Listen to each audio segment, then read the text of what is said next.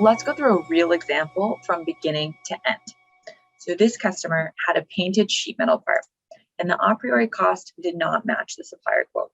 So they requested a breakdown, and they saw that the material costs matched. The batch setup costs matched. The direct overhead and labor costs of the quote matched, and the routing matched. They could see by comparing the a priori line items to the supplier's breakdown that the difference was in the painting costs.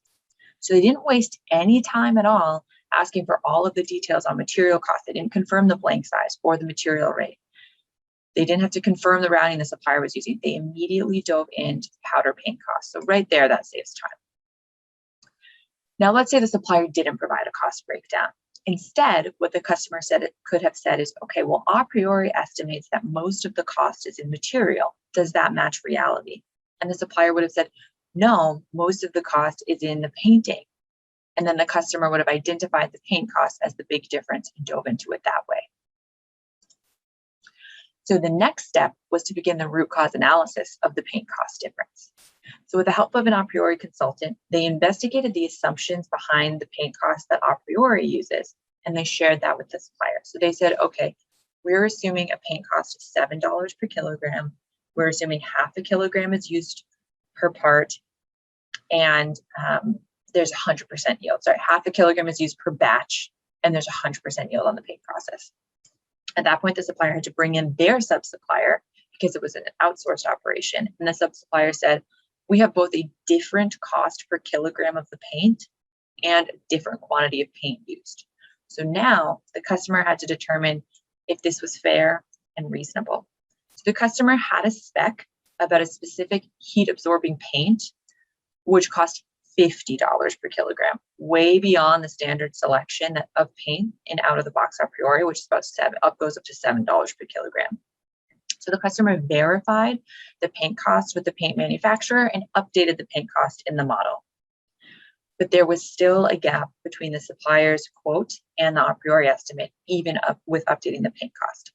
So the next piece was to decide if the supplier said that they were using a kilogram of paint per batch, and a priori was modeling a half a kilogram.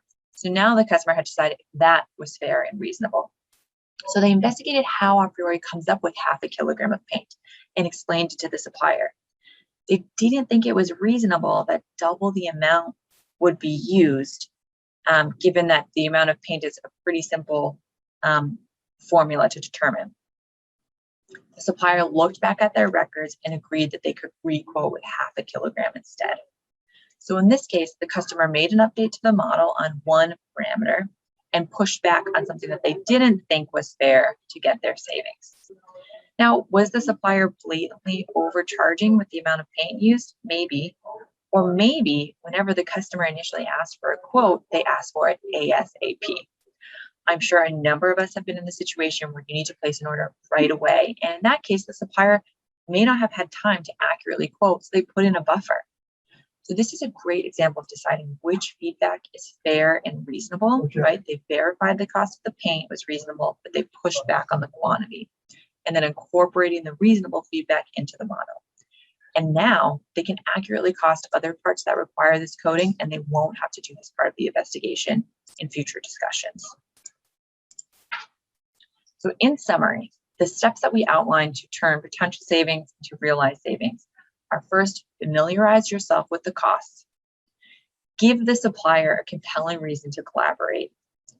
Focus on the differences you find between the estimate and the supplier quote. That's where the good stuff is. Keep calm when you find out the supplier reality is different from the model, and decide if it's reasonable. And if so, update the model. And pat yourself on the back for learning something about that supplier's processes. If you don't think it's reasonable, then explain why.